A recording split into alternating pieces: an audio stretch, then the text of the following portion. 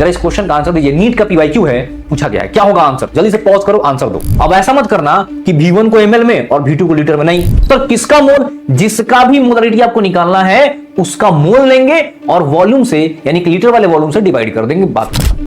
बच्चों आज concentration terms topic पे एकदम पूरा 100% कमांड करने वाले हैं। एकदम एक भी क्वेश्चन नीट के आपसे छूटेंगे नहीं। पता है कमाल की बात क्या, इसमें मैं जेई के भी क्वेश्चंस लेकर के आया हूं और आप यहीं पे इसी क्लास में 10 से 15 मिनट बाद सॉल्व कर रहे होगे। हाय, मेरा नाम है अर्णव तिवारी और आपका मोस्ट वेलकम है मोस्ट वेटेड और मोस्ट वांटेड सीरीज में, जहां पर हम लोग 10 से 12 मिनट में मोस्ट इंपॉर्टेंट टॉपिक को समझते हैं, कवर करते हैं और बच्चों के सारे प्रॉब्लम को दूर करते हैं। ठीक है, तो मैं पिछले 10 साल से बच्चों को गाइड करता रहा हूं, तो आप पूरे इत्मीनान के साथ, पूरे फोकस के साथ और पूरे अटेंशन के साथ मेरी बात को ध्यान से सुन सकते हैं और मेरे पे भरोसा कर सकते हैं। क्लियर है कि नहीं? जानते हो इस टाइम पे भरोसा बहुत मुश्किल हो गया है कि पता नहीं क्या होगा क्या नहीं होगा, बट मैं आपको एश्योर करता हूं कि इस वीडियो को देखने के बाद आप खुद ही बोलोगे कि सर ऐसे बहुत सारे वीडियोस हमारे लिए लेकर के आइए।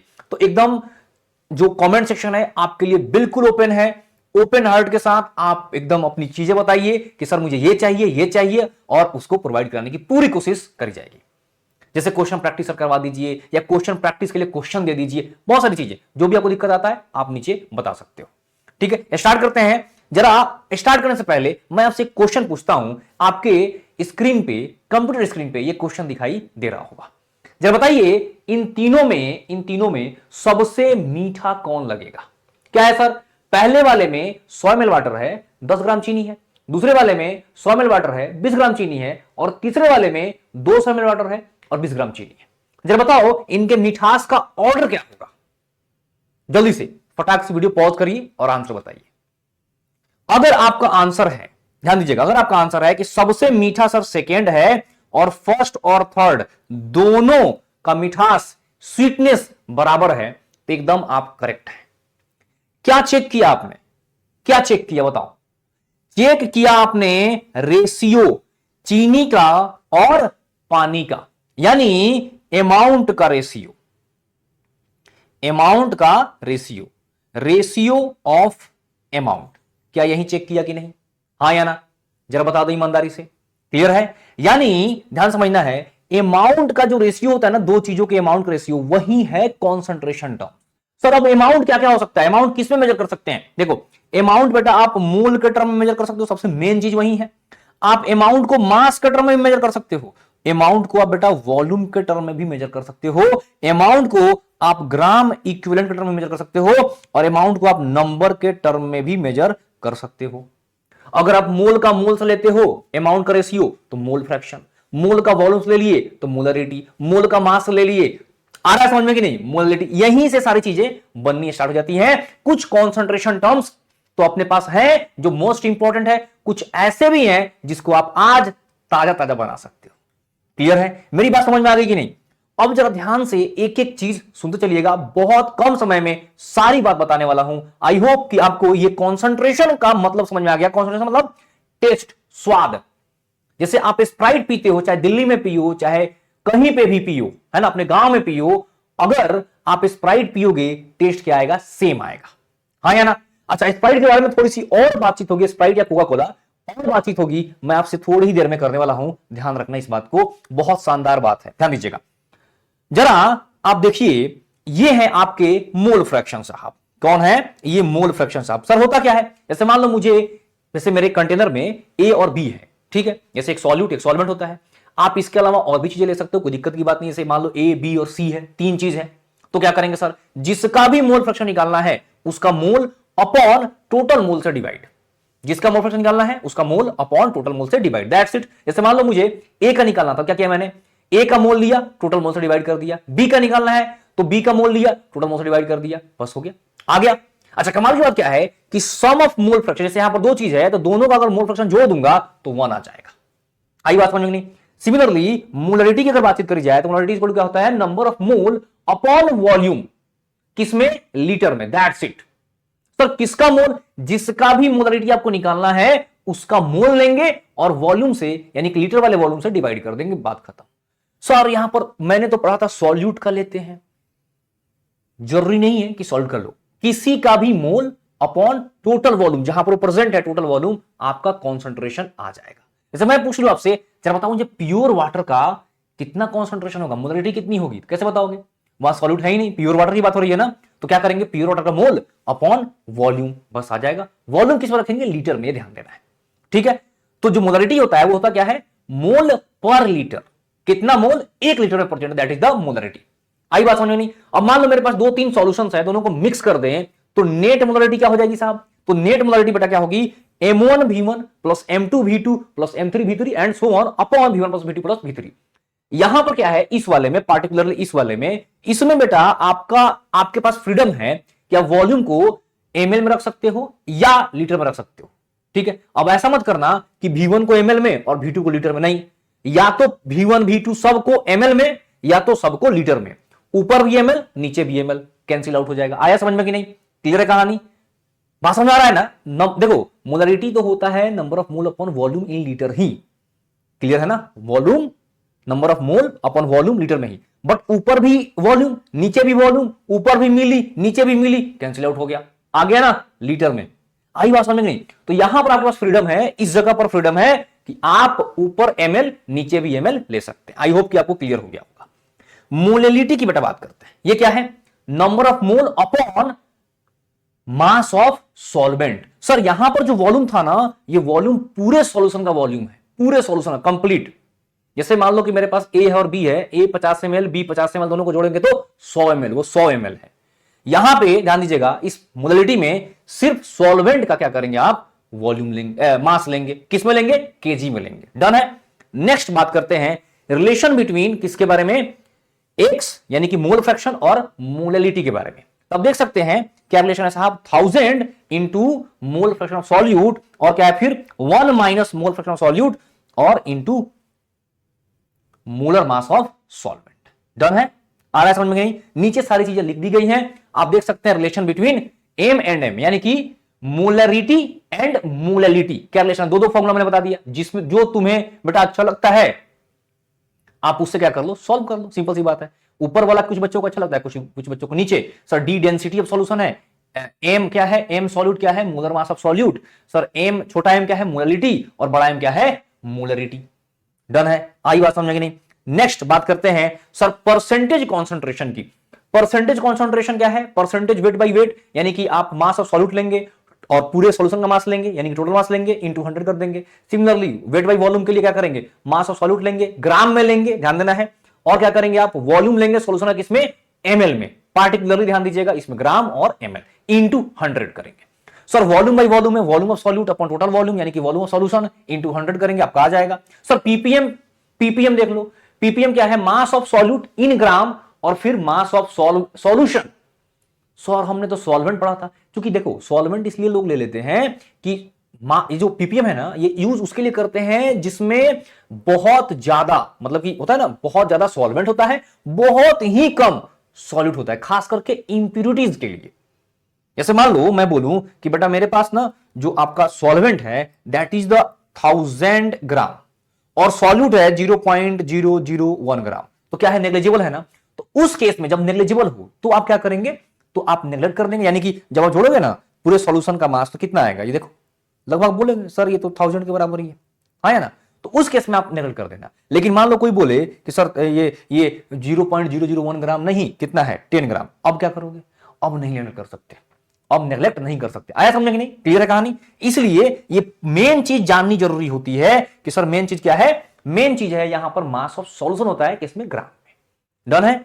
अच्छा इसके बाद बहुत इंपॉर्टेंट बात करने वाला हूं, temperature dependency of concentration term.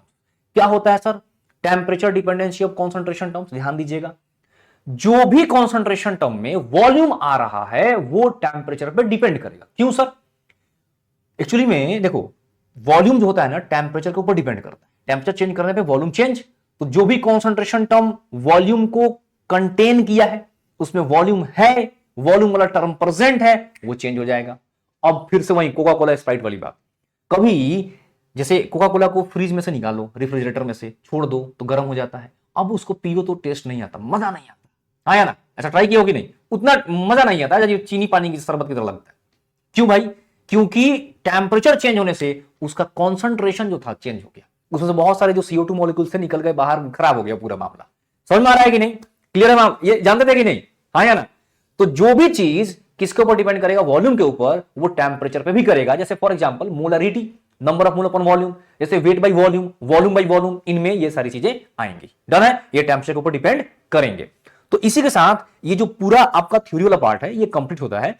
अब आप कुछ क्वेश्चन जरा मेरे साथ सॉल्व करिए, मजा आ जाएगा। पूरा कंप्लीट लेक्चर है, कोई झंझट नहीं, इसके बाद कुछ भी देखने की जरूरत कहीं पे भी नहीं पड़ने वाली है बेटा। मैं अपना पूरा 100% दे रहा हूं आपके लिए, सुबह से शाम तक हम लोग लगे हुए हैं, आपका भी 100% चाहिए। आप रेडी है ना? चैट में थोड़ा मतलब कि जो कमेंट सेक्शन है उसमें फायर इमोजी जरूर टाइप करिए अगर यहां तक आप देख रहे हैं तो। ठीक है, आइए आगे बढ़ते हैं। तो मेरे प्यारे बच्चों, जरा इस क्वेश्चन का आंसर दीजिए। नीट का PYQ है, पूछा गया है, क्या होगा आंसर? जल्दी से पॉज करो, आंसर दो। अगर आपका आंसर क्या है? मोलरिटी यानी कि 1 है, कांग्रेचुलेशन, आप जीत गए। क्या पूछ रहा है क्वेश्चन में कि कौन सा टर्म कॉन्सेंट्रेशन जो है, कॉन्सेंट्रेशन टर्म किसके ऊपर डिपेंड करेगा? टेम्परेचर के ऊपर। कौन सा करेगा साहब? मोलरिटी करेगा। सिंपल सी बात, उसी में आता है। अच्छा सर, जरा इस क्वेश्चन का आंसर दीजिए, जल्दी से पॉज करिए, आंसर दीजिए। ठीक है, आ गया? मैच करो, मैच करो। क्या आंसर है साहब? 1। क्या क्वेश्चन है? क्वेश्चन है कि एक 1 मोलर सॉल्यूशन है जिसमें 0.5 मोल है, तो क्या होगा? तो 1 molar, molarity is equal to number of mole upon mass of solvent. Molarity कितनी? 0.5। कितना है साहब? कितना है? मोल है 0.5, मोलरिटी है 1 और W, तो W इज इक्वल टू क्या आ गया बेटा? 0.5 बाई 1 यानी कि 0.5 kg, यानी 500 ग्राम। आंसर क्या आ गया? 1। परफेक्ट है। नेक्स्ट क्वेश्चन सॉल्व करिए जल्दी से। जेई मेन वाला क्वेश्चन याद आया? सॉल्व करो फटाफट जल्दी से। 1 2 3 सॉल्व हुआ? आंसर दिखाऊं? पॉज करके सॉल्व कर लो, कर लो, कर लो जल्दी से, अच्छे बच्चे कर लो। हाँ, कितना आया? 7 आया आंसर। देखो क्या करना है, 3 मोलर NaOH दिया है और बोल रहा है, देखो फॉर्मूला वेट भी दे दिया, कुछ नहीं करना है भाई, विच प्रिपेयर्ड 84 ग्राम ऑफ NaOH। तो यहां पर पूछ रहा है क्या होगा। देखो 3 मोलर है तो मोलरिटी का फॉर्मूला क्या? Molarity is equal to number of mole upon volume. Volume किसमें? लीटर में लेते हैं, याद है ना? अच्छा, ये भी ध्यान देना है 1 decimetre cube is equal to 1 litre होता है बाबू, ये ध्यान रखिएगा। ठीक है, और 1 centimetre cube is equal to 1 ml होता है। इसी को अपन 1 cc भी बोलते हैं। ठीक है ना? अब ध्यान से सुनो, एकदम ध्यान से सुनो। सर मोलरिटी कितनी है? 3। सर नंबर ऑफ मोल निकाल लेते हैं, कितना है? 84 है ना। Number of mole is equal to given mass 84 upon molar mass. Number of mole आ गया। अच्छा सर ठीक है, तो 84 number of mole upon 40 into V. Sir V is equal to 84 upon 3 into 40। Sir divide कर दीजिए जरा। सर अगर इसको मैं 4 से यानी कि 4 से डिवाइड करूं तो क्या आएगा जरा देखो, ये आ जाएगा 10, ये आ जाएगा कितना? ये 2 1। अच्छा सर इसको कर दो डिवाइड तो ये 7 आ जाएगा, तो 7/10 यानी कि 7 इंटू 10 का पावर -1 लीटर। आ गया आंसर कितना? 7 लीटर बोलो या डेसीमीटर क्यूब बोल लो। आ गया? क्लियर है? क्लियर हुआ? बोलो बच्चों हाँ या देख लो जरा जल्दी से फटाफट जो भी चीज देखना है। Okay sir, very good. Next question, ये PDF पूरा मेरे टेलीग्राम चैनल में मिल जाएगा, आपको चिंता करने की जरूरत नहीं है। देखो उसका लिंक डिस्क्रिप्शन में भी आपको मिल जाएगा, टेंशन लेने की कोई भी जरूरत नहीं है। डन है? चलिए नेक्स्ट। सर इसका क्वेश्चन, इस क्वेश्चन का आंसर बताइए जल्दी से, फटाफट पॉज करिए, आंसर बताइए जल्दी, fast. Sir mole fraction of solute in 1 molal aqueous solution. Mole fraction पूछ रहा है किसका? 1 मोलल। याद आ रहा है मोलरिटी का मोल फ्रैक्शन का रिलेशन क्या था? M is equal to 1000x solute upon 1 minus mole fraction of solute into molar mass of solvent. Sir 1 molar है 1000, सर सॉल्यूट का नहीं पता, मान लेते हैं x है, तो 1 minus x. Sir molar mass of solvent aqueous solution की बात हो रही है ना, यानी कि 18 हो जाएगा। इसको सॉल्व करो, x की वैल्यू आ जाएगी कैसे sir? 1 minus x into 18 is equal to 1000x। आ रहा है समझ में कि नहीं? सर इसको जरा सॉल्व करिए, सॉल्व करो आप इसको, आ जाएगा आंसर। आंसर क्या आएगा मैं बता देता हूं, आंसर क्या आ जाएगा आपका? 3rd। सॉल्व कर लोगे आंसर लगभग आ जाएगा 3rd, यानी कि ये वाला। डन है? आ रही बात समझ में कि नहीं? अब जरा देखो ये सेम क्वेश्चन रिपीट हुआ है, देख लो जरा, सेम क्वेश्चन रिपीट हुआ है, सेम एग्जैक्टली देख लो। बस थोड़ा सा इसमें एग्जैक्ट वैल्यू ले लिया, जैसे वहां पर क्या है ना, देखो यहां पर क्या है इस वाले में, जैसे देखो मैं अगर इसको लिखूं तो 18 माइनस क्या लिखूंगा, 18x is equal to 1000x, तो यहां पर क्या आ जाएगा जरा देखो, तो यह आ जाएगा 1000x plus 18x is equal to 18। तो आप देखो जरा, इसको मैं लिख सकता हूं क्या, 1018x इज इक्वल टू 18, तो x is equal to 18 upon 1018। ठीक है, तो अगर आप 1018 को अगर आप लगभग क्या लिख देते हो 1000, तो ये वाला आंसर आपका आ जाएगा, सिंपल सी बात है। वहां पर क्या किया है, एग्जैक्टली डिवाइड कर दिया, बट कोई होशियार बच्चा ये जान जाएगा कि इसका आंसर क्या आने वाला है, 0.018 के आसपास ही आएगा। तो देखो, तो ये नहीं पकड़ लेगा क्या आंसर आने वाला है, आया समझ में कि नहीं। देखो कितना आसान क्वेश्चन होता है, बार बार रिपीट होता है, एक पहले पूछता है एक बाद में पूछ लेता है, सिंपल सी बात है। इसका आंसर क्या है, सेकंड है। आ रहा है समझ में कि नहीं?